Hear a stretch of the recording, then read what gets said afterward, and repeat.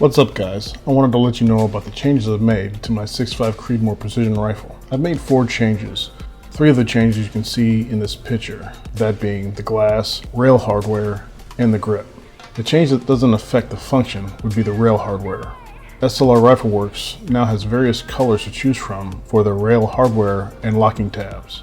I'm going to use them to easily indicate different upper receivers from one another, seeing as I'm going to be building multiple uppers with different 6.5 Creedmoor barrels to see which barrel is the most accurate.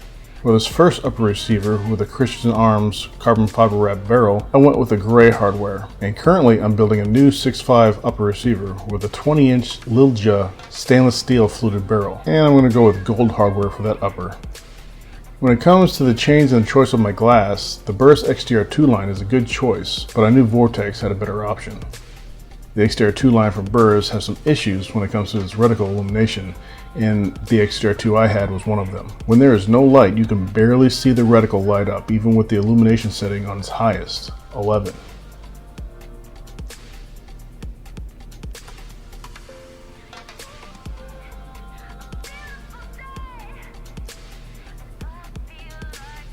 If I were to compare the Burris XTR2 line to a Vortex optic line of equal quality, I would have to say they are on the level of the Viper PST line from Vortex.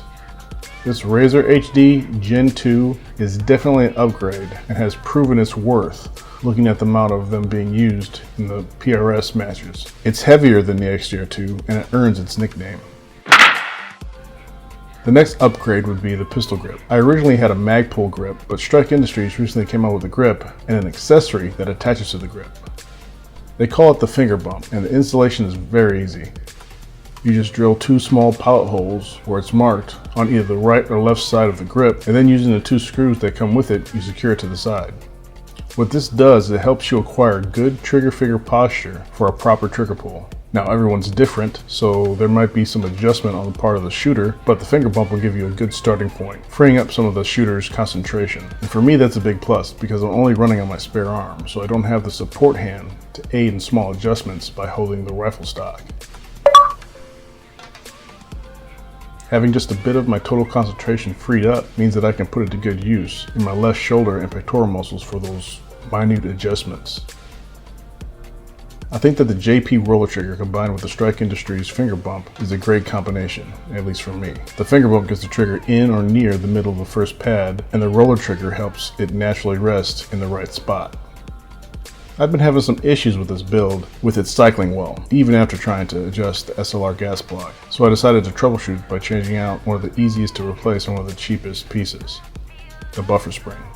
Originally I went with a JP Rifles Polish & Tune AR-10 buffer spring, but I've heard great things about flat wire buffer spring, so I got a David Tubbs SR25 flat wire buffer spring and threw it in. And I guess that was the fix because it ran like it never had an issue to begin with. It ran so smooth that at first I thought it was short stroking, and my buddy TJ assured me that there was an ejection. So I pulled the trigger again to see if it fed another round of the battery, and when I pulled the trigger it fired. Seeing as it wasn't cycling before, I had the SLR gas block adjusted all the way out to the last detent, overgassing the rifle. And after I swapped out the buffer springs, I was able to turn the gas block in 10 times, lowering the amount of gas until the minimum amount of gas needed for the rifle to reliably cycle was reached. This rifle is so smooth, I can't wait to stretch its legs and start comparing the other 6.5 barrels.